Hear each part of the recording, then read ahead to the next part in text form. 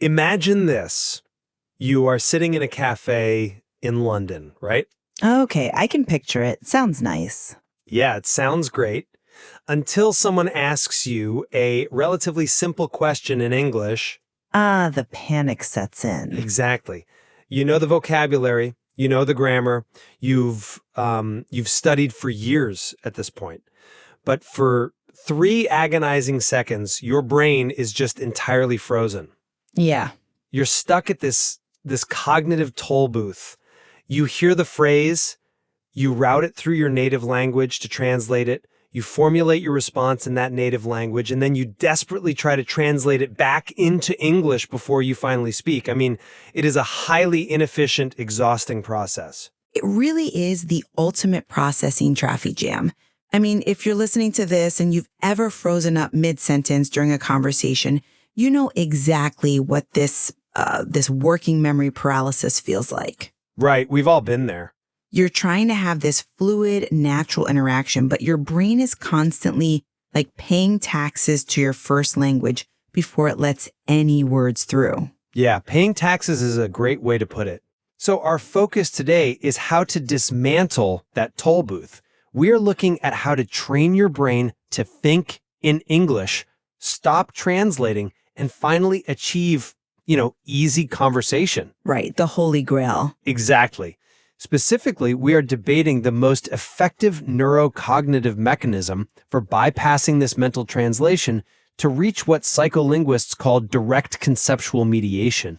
It's a fancy term, but yeah. It is, and I argue that breaking the translation habit requires high-intensity physiological and behavioral automation. You have to use things like the shadowing technique to physically eliminate the temporal window for translation. And I argue that true fluency requires deep semantic and conceptual restructuring. To really think in a language, you have to transition to monolingual dictionaries and utilize the lexical approach. You have to build independent cognitive schemas in the target language rather than just relying on physical mimicry. Well, let me lay out why I view physiological automation as the only viable escape route from this translation trap. Go for it. We have to look at this through the lens of John Sweller's cognitive load theory. Let's break that down for a second because cognitive load theory isn't just academic jargon. No, it's incredibly practical. Right. Sweller proposed that our working memory, the part of your brain actively processing information right now, has a strict limit. He divided mental effort into basically 3 buckets. Okay, what are they? You have intrinsic load, which is the inherent difficulty of the language itself, then germane load, which is the productive effort of, building new neural pathways, and finally, extraneous load. The bad one. Exactly. Mental translation is the ultimate extraneous cognitive load. It is pure, useless friction. It is an immense burden for the brain in real time. I completely agree with that. Unbearable for the brain, really. When you are trying to converse and you're translating back and forth, your limited working memory is completely paralyzed. I mean, you are simultaneously trying to hold your native language concept, search your mental dictionary for an English equivalent, apply complex syntactic rules, and plan the physical movement of your mouth all at once. Yeah, it's just too many tabs open in the browser. Perfect analogy.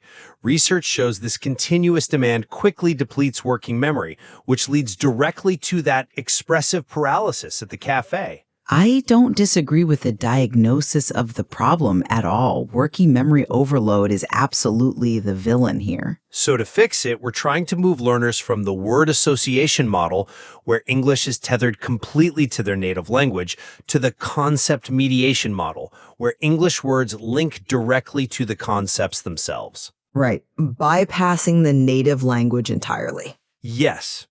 And to do this, I believe learners must aggressively bypass their analytical brain. You can't think your way out of a thinking problem. Okay, so what's the solution then? That is why I champion high-intensity behavioral techniques, specifically Professor Alexander Arguelles' shadowing technique, which is simultaneous auditory repetition, along with rapid listen and answer drills. These methods build motor memory and phonetic automaticity. They literally force your brain to process real-time input without the temporal bandwidth to translate. Well, I come at it from a different way. While motor memory absolutely has its place in language learning, language is fundamentally about meaning. Of course it is. But mimicking sounds at high speeds without semantic weight can very easily devolve into, mindless parroting. We have to address the root cause of mental translation, which stems from something called conceptual transfer. Conceptual transfer, right. Yeah, and to understand that, we need to look at Dan Slobin's thinking for speaking hypothesis. How does Slobin reframe the translation problem for us here? Well, Slobin posits that different languages categorize the world in fundamentally distinct ways. They organize space, time, and motion differently. Let's take a spatial and motion example since it's so concrete. Okay. If you speak English, you typically encode how something moves in the verb and the direction separately. You say the bird flew out. Right. Flying is the how, out is the direction. Exactly. But in Spanish or French, you encode the direction in the verb and the manner of movement separately. You would say something closer to, the bird exited flying. Oh, interesting. Yeah, you cannot simply translate word for word because the conceptual scaffolding is entirely different. When you translate, you aren't just swapping labels on the same jar. You are trying to jam an English concept into a native language mold. I see. That fundamental mismatch is exactly why, the literal translation of an English idiom, let's play it by a year, into another language makes absolutely no sense. The conceptual map just doesn't line up. Precisely. So to stop translating, rote physical repetition isn't enough. The learner must undergo profound semantic restructuring. You have to change how meaning is mapped in the brain. So how do you do that without the physical drills? That is why I champion semantic interventions, specifically transitioning entirely to monolingual learners' dictionaries and adopting the lexical approach, which focuses on absorbing formulaic chunks of language. Right. Chunks. By defining English words exclusively with other English words, learners build dense, interconnected lexical networks. This method effectively overrides the native language and builds genuine communicative competence, rather than relying purely on high-speed physical mimicry. See, that conceptual mismatch you pointed out is exactly why I'm such a strong advocate for physically forcing the brain out of its comfort zone. How so? You can't just analyze your way into a new conceptual map. You have to physically block the old pathway from firing. Let's dive into the mechanics of shadowing, because I think it is often deeply misunderstood as just, like you said, mindless parroting. I mean, it kind of looks like that from the outside. It might look like that, but it is brilliant in its behavioral rigor. Well, walk us through what it actually looks like in practice then. Sure, shadowing isn't just listening to a podcast and repeating a sentence after the speaker pauses. Right. You are echoing the speaker almost simultaneously with perhaps a fraction of a second delay. Alexander Arguelles lays out a very specific, intense progression for this. You start with blind shadowing, where you repeat purely by ear without looking at any text. So you don't even know what you're saying yet. Exactly. Your brain is scrambling just to map the sounds. Then you move to translation shadowing, where you read your native translation while hearing the English audio, just to establish a global schema of the meaning. Okay, bringing the meaning in. Yes.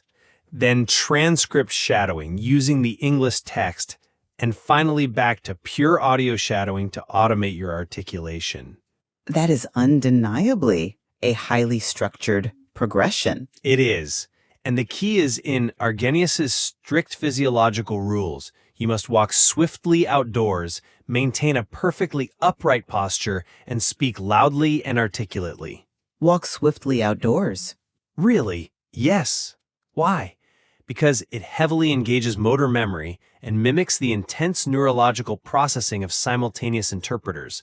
When you are walking swiftly and speaking loudly at a fraction of a second behind a native speaker, you are leaving zero cognitive bandwidth for your analytical brain to kick in and translate. You bypass that cognitive toll booth entirely because you literally do not have the time to stop. I mean, I'm sorry, but I just don't buy that. Let me tell you why. The critique from language educators like Mr. Cornelius, who is, prominent in the literature on this, is that shadowing is essentially an audiolingual fallacy. It gives the learner a false sense of achievement. A false sense of achievement? Yes. Let me offer an analogy here. Shadowing is like meticulously tracing a masterpiece painting.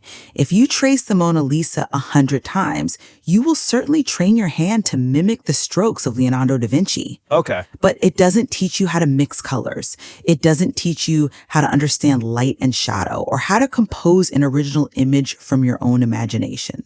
You are creating the illusion of fluency without actually developing communicative competence. You're just a highly trained echo. I see why you think that, but let me give you a different perspective.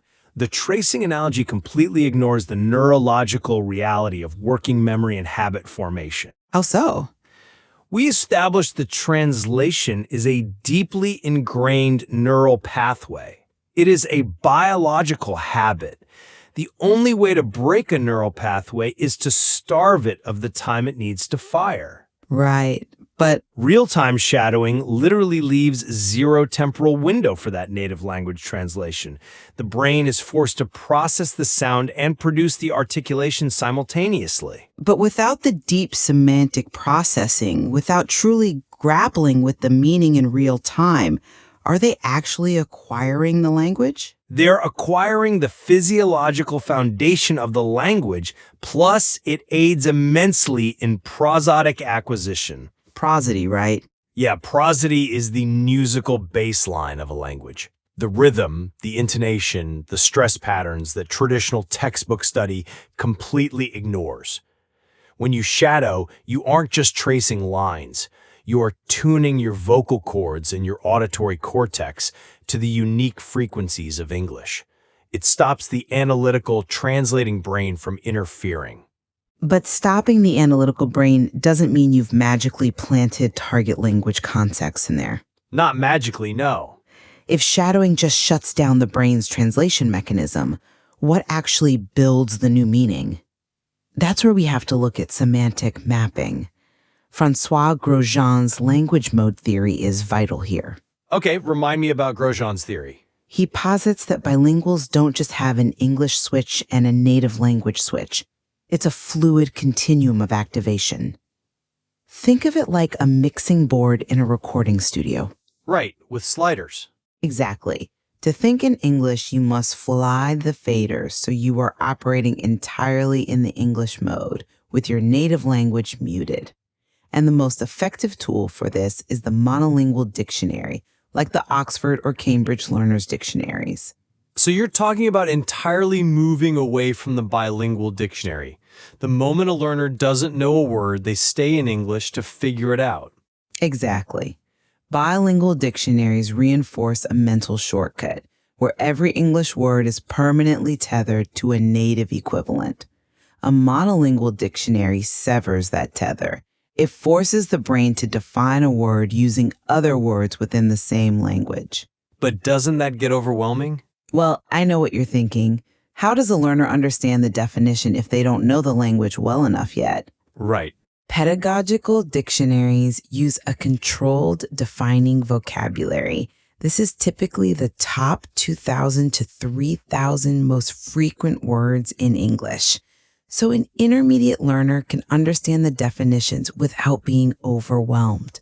Okay, I see. By defining new concepts using foundational English words, you build a dense, independent network of meaning that completely bypasses the need of language. That's an interesting point, though. I would frame it differently. I'm not convinced by that line of reasoning because transitioning to monolingual dictionaries too early causes incredibly frustrating rabbit holes. Rabbit holes? Yeah, let's look at what that actually looks like for a learner. They look up a word. They don't understand two words in the controlled definition. They look those up. Suddenly, they are 20 minutes deep into a dictionary without having finished a single paragraph of whatever they were reading.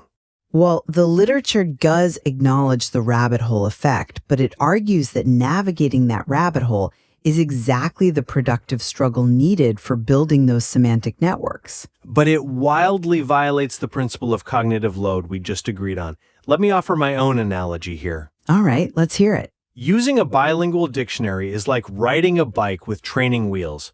Yes, eventually you need to take them off, but stopping everything to read a monolingual dictionary is like pulling your car over to the side of the road to read a highly detailed map. Okay. It completely stops the momentum of communication. High-intensity audio drills, like shadowing, are like driving at highway speeds.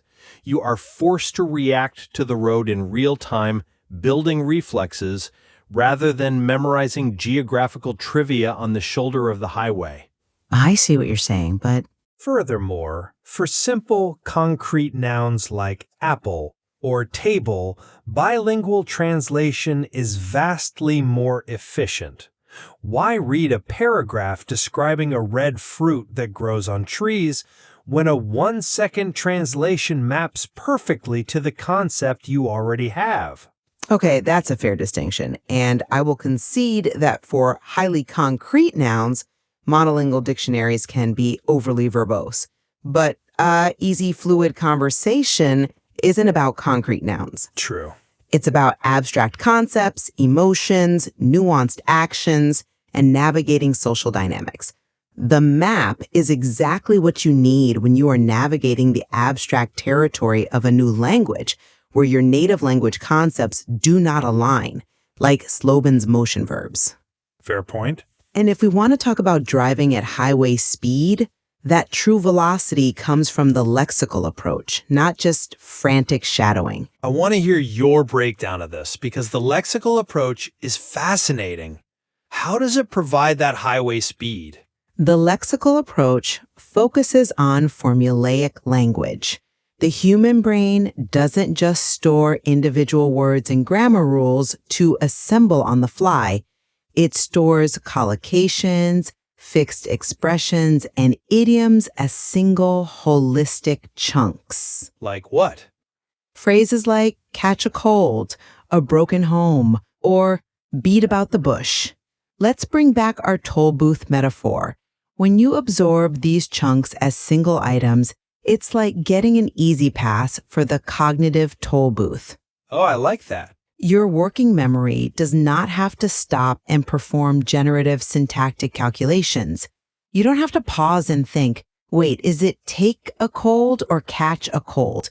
You just retrieve the entire chunk in one fluid motion. Right. It's just one unit of meaning. Exactly. This naturally bypasses the serial translation bottleneck and drastically lowers cognitive load, all without the need for pacing around your neighborhood, shouting into your headphones. Well, I completely agree that lexical chunks are vital. The lexical approach is a massive improvement over traditional grammar drilling. But here is where we diverge. Chunks alone remain passive knowledge without behavioral forcing. Passive knowledge? Yes, you can memorize collocations all day, but when you are face-to-face with a native speaker, the anxiety spikes, the cognitive load spikes, and the brain defaults to its oldest, most comfortable habit, translation. But wait, aren't those behavioral drills just another form of rote memorization? How do you force the activation of those chunks without just drilling them out of context? Through listen and answer drills and point of view stories, like those popularized in brain training programs for English fluency. This is structured behavioral forcing. Okay. Let's take point of view stories. A learner listens to the exact same story told in different time frames, past, present, future. When you hear a story told in the past tense over and over, your brain isn't memorizing went is the past tense of go, it's mapping the sound of went directly to the concept of a completed action. So it's more intuitive. Right. It's absorbing the grammar as a feeling, not a formula. But the real magic is the listen and answer drill. Walk me through the mechanics of that drill. How is it different from a standard comprehension test? It is fast and it is relentless. The speaker makes a statement, John went to the store, then immediately asks, where did John go? The learner is required to answer out loud, instantly, to the store. It seems overly simple, almost elementary, but you are forcing an immediate verbal response. The brain is denied the time to translate the question into the native language, formulate the answer, and translate it back. I see. You build the neural pathway to respond instantly in English. It moves vocabulary from passive recognition to active formulation, cementing those lexical chunks you mentioned into active motor memory. That's a compelling argument, but have you considered that even in rapid response drills, the learner is still heavily reliant on the external prompt? What do you mean? They are answering highly predictable questions in a closed cognitive loop.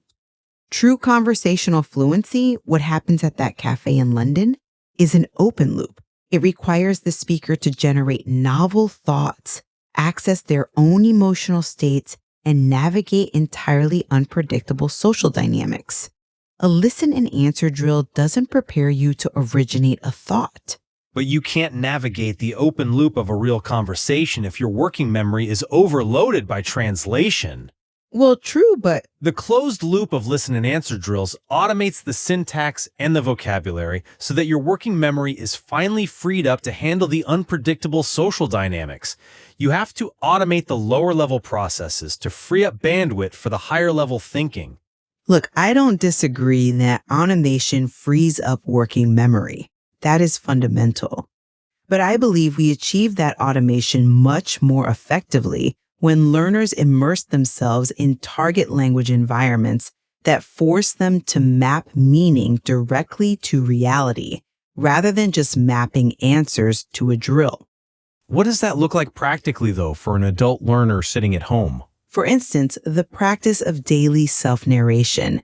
If I walk through my house and say out loud, I am making tea, I am opening my laptop, I am binding the English words directly to my physical reality. Okay, yeah. I am operating in a high target language mode. When you combine that with consuming media using a graduated subtitle strategy, moving from native subtitles to English subtitles to no subtitles, you are continuously reinforcing semantic restructuring. You are building the map while driving instead of just practicing on a closed track. And I think self-narration is a fantastic exercise, precisely because it is an active behavioral output.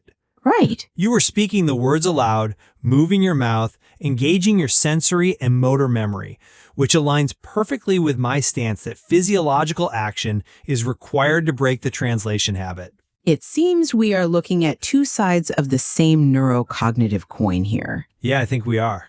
We both recognize that the word association model, where the learner relies on native language translation to access meaning, is a severe cognitive bottleneck. It overtaxes the working memory and leads directly to that expressive paralysis we talked about at the top of the show. Absolutely. If there is a major point of convergence in this debate, it is that traditional grammar translation methods must be entirely abandoned. Sitting with a textbook, memorizing conjugation charts, and translating sentences word for word will never get you to easy conversation. Never. Learners need context-rich environments and exposure to formulaic language and lexical chunks. Yes, we agree that the destination is conceptual mediation, where the English language links directly to concepts in the brain without paying that cognitive toll. But we maintain our disagreement on the primary vehicle to get there. That's right. Achieved through deep semantic restructuring by using monolingual dictionaries, absorbing lexical chunks to get that easy pass, and maintaining a strict target language mode. You remap how the brain categorizes meaning. You effectively starve the native language translation route of its utility because the new map is so robust. And I maintain that because the translation habit is a deeply wired biological neural pathway, it is best broken through high-intensity physiological forcing. The shadowing. Yes, Techniques like Argolis's shadowing and rapid listen and answer drills physically prevent mental translation by eliminating the temporal window required to do it. You have to train your vocal apparatus and auditory processing to bypass the analytical brain entirely. You have to force the speed. What this really highlights is the incredible neuroplasticity of the adult brain. The fact that an adult learner can restructure their cognitive architecture to bypass their native language entirely, whether through high-speed drills or semantic mapping, is a profound testament to how adaptable our minds really are. It truly is. There are many more fascinating details regarding cognitive load, prosody, and language acquisition in the source material we drew from today. We encourage you to explore it and decide which methodology, physiological forcing or semantic restructuring, best suits your own journey to train your brain to think in English. Just remember, whichever path you choose, the ultimate goal is to stop paying taxes at that cognitive toll booth. Right. To speak freely, sometimes you have to tear out the old plumbing. Thank you for joining us on The Debate. Keep questioning, keep learning, and we'll catch you next time.